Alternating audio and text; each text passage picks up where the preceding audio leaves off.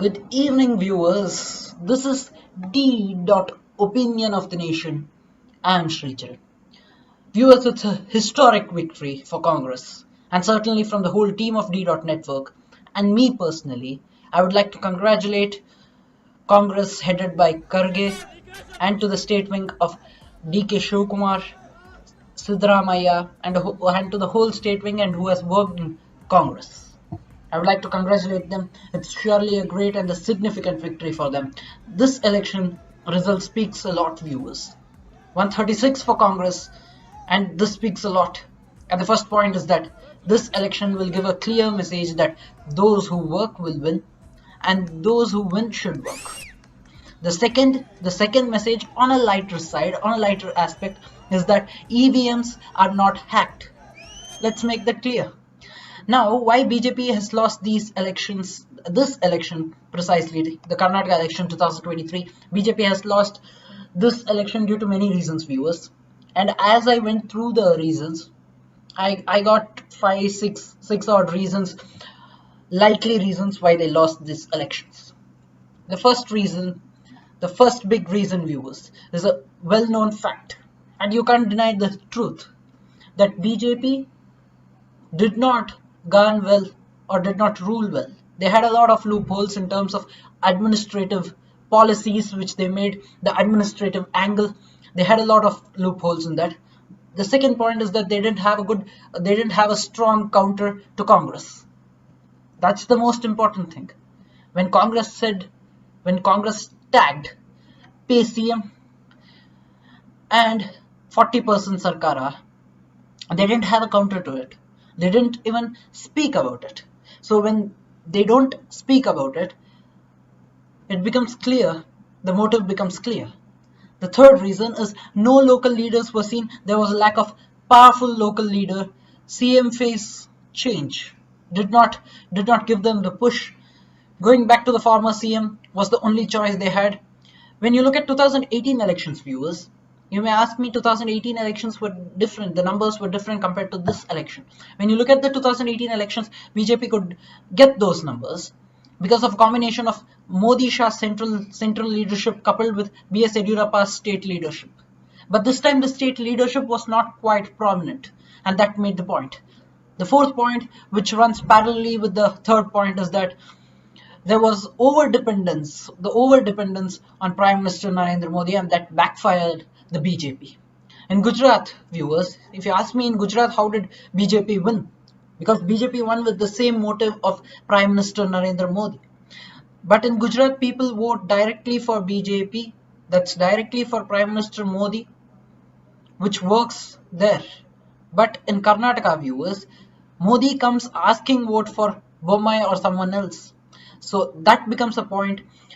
People vote directly to Modi without any hesitation, but people voting to the candidate becomes difficult, and that didn't work in this election. Also, the sixth point, viewers, I felt that there was too much of nationalism. More than nationalism, the casteism was more, which usually gets BJP into the mark. But this time people felt that that was too much for them, and they wanted the change. The final point, as you know, is the anti-incumbency against BJP, that factor which was totally creating an havoc. Even the Modi factor did not work with that level of anti-incumbency which the BJP state rule had. The level of anti-incumbency was not even projected in the exit polls, viewers. It was more than what was projected in the exit polls. People knew that very well, that anti-incumbency will be a factor, but not to such an extent, where BJP getting 65 seats. Now, looking at why Congress won.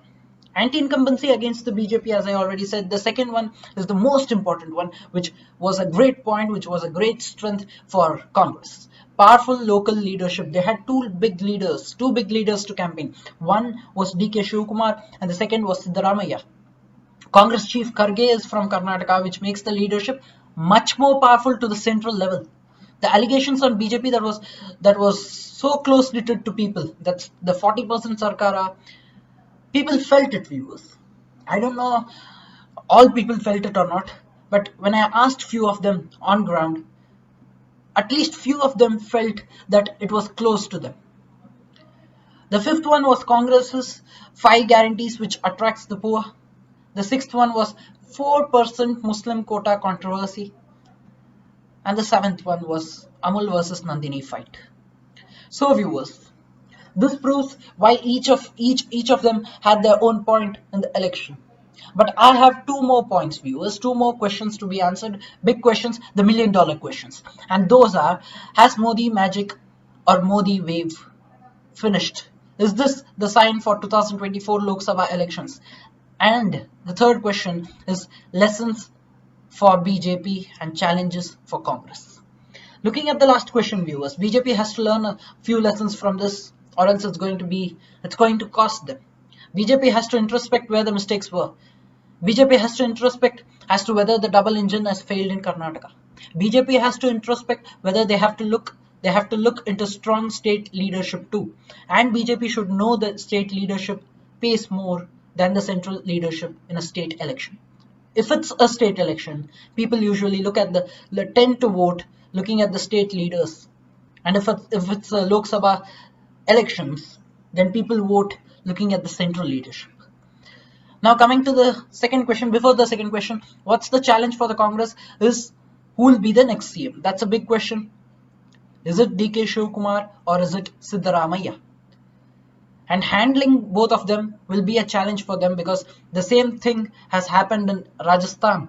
They don't want another Rajasthan in Karnataka, and that would be their focus. The second question is whether this loss is a sign for Lok Sabha election 2024. Will this repeat in 2024? I feel BJP should work on their weakness.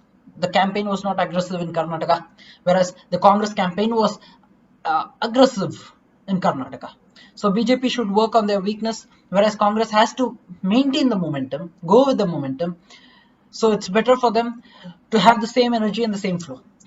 My last question is whether Modi magic or Modi wave has failed. To answer this question, let me take up the poll result of another state which has come out today and explain it to you. In UP, local body elections, BJP has clean swept. I repeat it again, clean swept. 17 out of 17 goes to BJP, which means that it has completely won, leaving others at 0. Now, I ask you a question, viewers, as to whether the Modi magic or Modi wave is still there or failed. It's for you to answer. Let me tell you, viewers, that central leadership on one hand, the state leadership on the other hand, has to function together. And if there's some failure in both of these or in one of these, then it's a burden to the other. And I think you understand it, viewers. The state leadership has to be strong. The central leadership then comes into picture. Viewers, let me conclude by saying that BJP and Congress have many elections a year, whereas JDS has has one election in 4 or 5 years. So this means that JDS is in danger when they're getting numbers like these, because they're a regional party, their performance is low, and such a situation, it means that a regional party is in danger. What do you think about it, viewers? Do comment, do share your views, subscribe, hit the bell icon, and support the youngest team in Indian journalism. Thank you, viewers. Thank you for watching me. Until the next time I meet you all, signing off. Shri Charan. Thank you, viewers.